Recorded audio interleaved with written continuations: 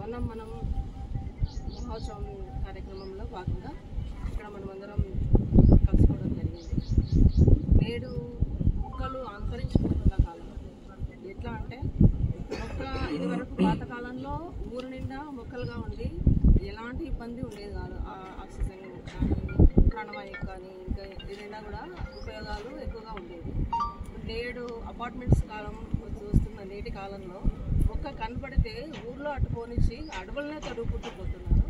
Government వారు ముందుకొచ్చి ఈ కార్యక్రమం ప్రతి చోట విరివిగా నాటాలని మొక్కలు ఈ కార్యక్రమం చెప్పడం చాలా ఆనందంగా ఉంది. నేను ఇక్కడ ఎంఆర్ఓ గారు, ఎంపీఓ గారు, ఎన్ఆర్జీఎస్ ఈ గ్రామ పంచాయతీ సెక్రటరీలు అంతా మనం గ్రామ అధికారులు అందరం ఇక్కడ గ్యాదర్ అయ్యి ఈ మహోత్సవంలో నన్ను ఒక పార్ట్ చేసేందుకు నాకు ఆనందంగా ఉంది. అందరం ఒకటే ఇక్కడ ఈ కార్యక్రమంలో పాల్గొంటున్నాము. ఇది ఇంకా విస్తృతంగా వెళ్ళాలని మనసారా కోరుకుంటూ అవకాశం ఇచ్చినందుకు ధన్యవాదాలు.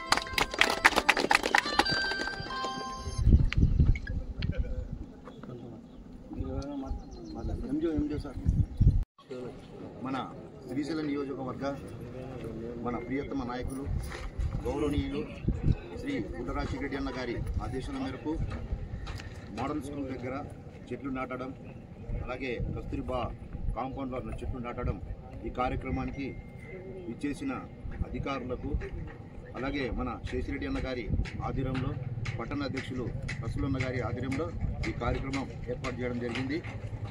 గతంలో జగన్మోహన్ రెడ్డి ఏదైనా ప్రోగ్రాం పోతున్నాడంటే రోడ్ షో కానీ తర్వాత ఎక్కడైనా సభ పెద్దగా పెట్టినాడంటే ఫస్ట్ ఆయన చేసేది దుర్మార్గమైన పని ఏమి అంటే చెట్లు నరకడం. దాని వాల్యూ ఆయనకు తెలియక ఎక్కడో సభ పెడితే ఇక్కడ ఒక 10 కిలోమీటర్ల దూరంలో చెట్లు నరికేవాళ్ళు.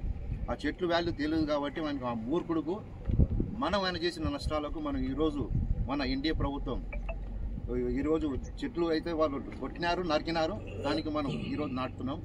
ఇది మంచి కార్యక్రమము. చెట్లు నాటడం వల్ల కాలుష్యం అయితే ఏమి, పబ్లిక్ ఆక్సిజన్ అందే విషయంలో చాలా మనకు ఏర్పడుతుంది. తర్వాత ఎండాకాలం నిర్వహిస్తుంది, వర్షాకాలంలో రైట్ సీజన్లో వర్షాలు పడతాయి. కాబట్టి చెట్లు నాటడం చాలా ఇంపార్టెంట్. ప్రతి ఒక్కరూ ప్రతి ఇంటి దగ్గర చెట్లు నాటాలని నేను ఈ సభాముఖంగా కోరుకుంటూ ఈ అవకాశం ఇచ్చిన మీకు అందరికీ పెద్దలకి అందరికీ ధన్యవాదాలు తెలుపుకుంటూ